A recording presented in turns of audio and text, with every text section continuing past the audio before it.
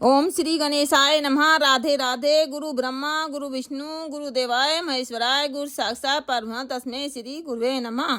पुरुषोत्तम महत्तम अध्याय 11वां। नारद जी कहने लगे, मुने सब मुनियों से भी महाकठिन ऐसा कौन सा तप उस कुमारी ने किया, सो हमसे कहिए। श्री नारायण कहने लगे, वह बाला सनातन शिव का अत्यंत तप करने लगी, जिनके सर्पों के आभूषण नंदी भृंगी से सेवित 24 तत्वों तथा तीनों गुणों से स्तुतित किए गए महा 8 सिद्धियों और प्रकृति जटा मुकुट से शोभित भाल में अद्र चंद्र ऐसा शिव को उद्देश्य करके वह बाला ग्रीष्म ऋतु के सूर्य में पंचांगनी में स्थित हो दुष्कर तप करने लगी।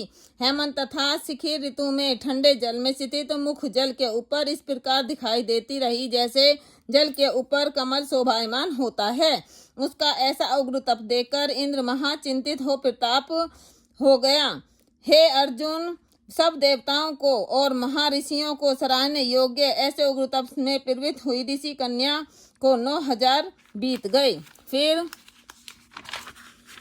पार्वती पति शंकर ने इसके तप से प्रसन्न होकर अपना अगोचर रूप दिखाया। उस रूप को देखकर वह कन्या झटपट खड़ी हो गई, मानो उसके देह में प्राण आ गए। तब से उसका शरीर जो दुर्बल हो गया था मानो हष्ट पुष्ट हो गया। उस बाला ने नम्र होकर श्री शंकर को नमस्कार किया और विश्ववंदित श्री शिव का मान सोपचार से पूजन किया और उनकी स्तुति करने लगी। हे राजन, जब उस मेधावी ऋषि की तपस्विनी कन्या श्री शंकर भगवान की स्तुति करके शांत हुई, तब महाउग्र तप से उसका किया हुआ स्तोत्र सुनकर प्रसन्न मुख वाले श्री सदाशिव बोले, हे तपस्विनी, तेरा कल्याण हो, मनवांछित वर मांग।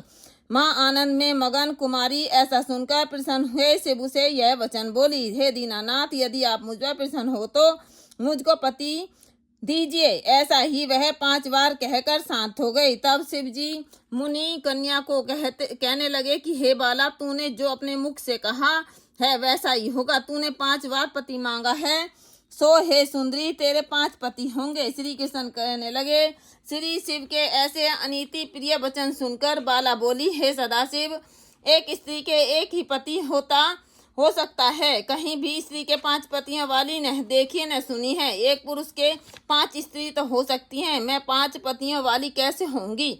आपको ऐसा कहना योग्य नहीं। हे प्रभु, ऐसा वरदान देने से आपको ही लज्जा होगी। उस कन्या के ऐसे वचन सुनकर श्री शिव कहने लगे कि इस जन्म में नहीं, अगले जन्म में होंगे।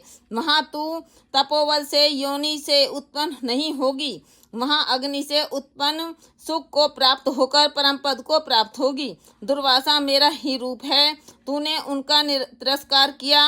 यदि दुर्वासा को पायमान हो जाए तो तीनों लोक को जला देवे। तूने अत्यंत ब्रह्मा तेज का तिरस्कार किया और तूने भगवान के प्रिय पुरुषोत्तम मास का व्रत नहीं किया, जिसको श्री कृष्ण भगवान ने सब ऐश्वर्य सौंप दिया। हे बाले, मैं ब्रह्मादिक देवता और नारदादिक तपस्वी जिन भगवान जी की आज्ञा नहीं टाल सकते, तूने उनको नहीं पूजा और अनादर किया, इसलिए तेरे 5 पति होंगे। हे बाले, जो पुरुषोत्तम मास की निंदा करता है वह घोर नरक में जाता है, उसके विपरीत कभी भलाई नहीं हो सकती। जो पुरुषोत्तम के भक्त हैं वह पुत्र पौत्र और धन से युक्त हैं, इस लोक तथा परलोक की सिद्धि को प्राप्त होते हैं। हम सब देवता भी पुरुषोत्तम की सेवा करते हैं। इस प्रकार कहकर श्री नीलकंठ महादेव तत्काल अंतर्ध्यान हो गए। तब वह बाला चकित रह गई। सूत जी कहने लगे, हे ऋषियों, सदाशिव के अंतर्ध्यान होने से उस कन्या को भी चिंता हो गई।